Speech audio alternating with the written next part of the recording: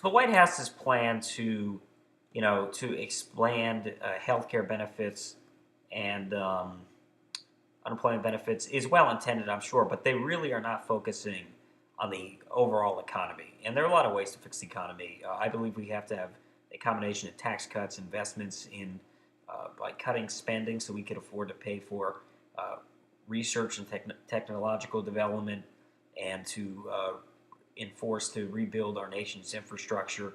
I think that the president's original stimulus was meant to fix infrastructure, but it ended up being a pork barrel bill, and it didn't have anything about technology research. Look, one of the fastest growing fields in this country is healthcare, and the president wants to turn that over to the government. That would actually hurt the economy more than help it. So the president's plan is really just a bunch of Bullshit! well, anyway, it's important that we pay attention because we don't know. This president is, frankly, he has been in office. He's been in office now that we know the basis of his economic policies are to basically what I like to call government-run economics. Now, some of the president's intentions are good. The president does intend to create new jobs in the energy sector. The president does intend to build more roads. That's fine. But there's a couple issues I have. First of all, I believe the majority of road work that needs to be done in this country should be done on a state level, not a federal level. So I don't think the federal government should spend all that much on roads. A couple $1 million, and not even billion, I'd say would be enough.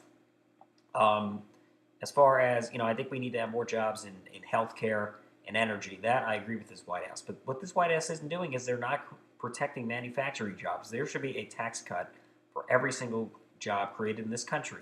That would help stimulate the economy.